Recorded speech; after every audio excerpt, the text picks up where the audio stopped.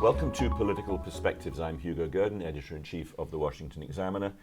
I'm joined by Chief Political Correspondent Byron York. And Byron, the election being over, there's still a massive amount going on relating to the new administration and the new Congress. Let's start with President-elect Trump and the transition. He's nominated several people. He clearly wants to get on with this at pretty high pace and doesn't want to have the problem that he had with when he was in his first administration, where it took a very long time for him to staff up. We're going to make our country better than it ever has been. And I said that many people have told me that God spared my life for a reason. There have been some nominations, such as Tom Homan as Border Czar, that have been very solid and not unexpected. There have been some really startling surprises, perhaps the most extraordinary of which was the nomination of Fox News host Pete Hegseth to be Secretary of Defense. Now, a lot of people are saying that this is to do with just wanting loyalists. It seems to me, however, it's a little bit more than that. He wants loyalists, yes, but he also wants people because he believes that they will be disruptors. How do you interpret what's going on? He absolutely wants people to be agents of change because he thinks the message of the election was that voters wanted a change. I mean, they didn't want the continuity of Kamala Harris, who could never convince voters that she was going to change anything. So they did see Trump as an agent of change, and I think broadly speaking, they approved of Trump's leadership in his first term. So he sees that as, and now if you look specifically at the Hegseth nomination, I've just written about it and been thinking about it.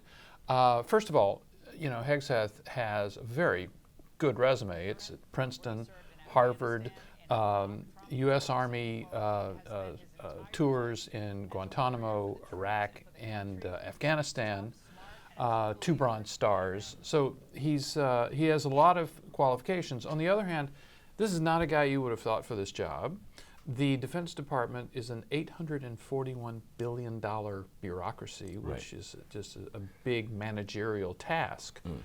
So how is he up for that job? So I think there are a few things. One, Trump looked at a number of people who've been defense secretary in the past, didn't work out. They were supposedly Washington choices, and they didn't work out. And the second thing is, Trump believes that at the very highest level, he's gotten advice from the U.S. military establishment that was risk-averse, perhaps sclerotic, and that he wanted younger people who were more likely to do what he wants. Right. Exhibit A was a story Trump tells about the fight against ISIS. Remember, the United States essentially destroyed the caliphate during Trump's time. And he says that his military establishment was telling him it would take a long time. He takes a trip to Iraq. He talks to a general there, General J. Daniel Kane, with the nickname Raisin. Oh, yeah. So he talks to General Raisin Kane, and he asks Kane, he says, why is ISIS so tough? And Kane says, well, you know, they're not that tough. They just won't let us do our job. Right. And so Trump essentially frees the military to take out ISIS, which they do in a matter of weeks. So the lesson that Trump takes from that is you need to get past the upper level of management in the Defense Department, both the civilian and the military, and you need to get to a more active level to get things done. And I think that's what the Hegseth nomination actually represents. Yeah, it's really intriguing. It seems to me what you just said actually harks back to something that we ran as a cover story on Washington Examiner magazine, which was a call for the United States to go on offense against China.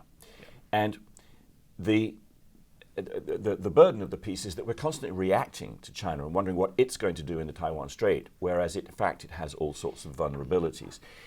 And it seems that on China, with the possibility that Senator Marco Rubio will become Secretary of State, and he's a hawk on China, the new National Security Advisor, Congressman Walz, is also a China hawk. In those areas on China, in this area in the Department of Defense at the Pentagon, it seems that President-elect Trump, wants to go on offense and not be reactive. He wants to dictate policy and the agenda. Is that right? Yes, and Hegseth would be part of that group you just mentioned. And so, yeah, there is this division. Certainly, a lot of Democrats have been very focused on Ukraine and the Middle East, these things that actually blew up during Joe Biden's presidency, and they have to be addressed. They're problems that the United States has to address. On the other hand, they don't want to lose sight of the fact that they really believe their long-term enemy, challenge, whatever you want to call it, is China, and that's what this group does. Yeah. So let's switch our attention to Capitol Hill.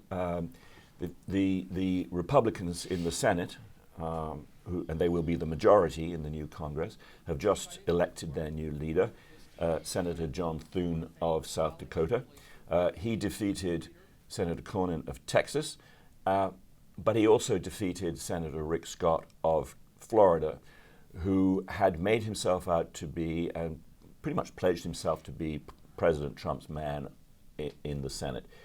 It was a choice by the senators there for perhaps stability, a certain degree of continuity. Obviously, Thune has been in the leadership already, but it also reflects, I think, the fact that Rick Scott is not greatly liked, and frankly, if one is candid about it, not greatly likable. Is this a big disappointment to Trump? Is this going to be? Is this going to make a difference? I don't think so. I don't think so to either question. I don't think it's a big disappointment to Trump, and the reason is he knows they're all going to be supporting his agenda anyway. Right. I don't think you're going to see any great opposition to the Trump agenda from the Republican leadership in the Senate. And it's going to be maybe less overtly MAGA than it would have been if Rick Scott had won. But it's not going to change anything. And they're going to support their president. Yeah. Let's just run a brief clip of John Thune speaking to the press. It's a new day in the United States Senate, and it's a new day in America. The American people have loudly rejected the failed policies of the Biden, Harris, Schumer agenda. And this Republican team is united. We are on one team. We are excited to reclaim the majority and to get to work with our colleagues in the House to enact President Trump's agenda. John Thune is saying that they are going to enact President Trump's agenda, that they're on board with that. And he took questions also in that press conference where he was asked about President Trump's hope that the Senate would consider recess appointments of his cabinet, so that there was no possibility of slow staffing up of senior posts. Well, as you know, the Senate has a advise and consent role under the Constitution, so we will do everything we can to process his noms quickly, get them installed in their positions so they can begin to implement his agenda.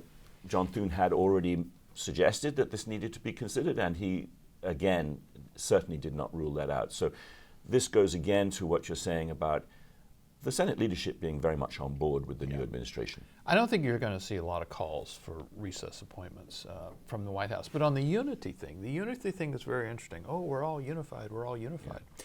The message of getting 53 votes is telling Susan Collins and Lisa Murkowski that they're no longer in control of the entire Republican caucus. They could oppose something, and 51 Republicans could pass it. And this is obviously the great vulnerability if you're in either the House or the Senate, is that if your majority is so slim that you can't afford to lose more than one of your own members, and then you won't be able to pass anything on a partisan basis. And so, actually, for Trump, this situation is much, much better than in the past, because they can lose a few people and still pass. It was very noticeable that as the Senate was voting, President Trump was on Capitol Hill. Now, he was not on the Senate side. He was over on the House side. I think he was visiting Speaker Mike Johnson. But the timing was surely no coincidence. There was a sense that the president-elect was up there just as the Senate was making its decision.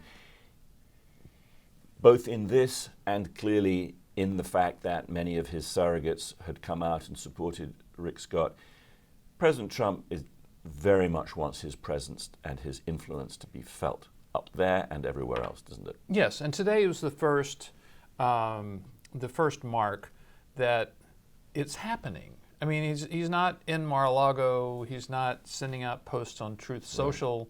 He's not visiting people behind closed doors in Florida. He's actually in the White House. He's on Capitol Hill.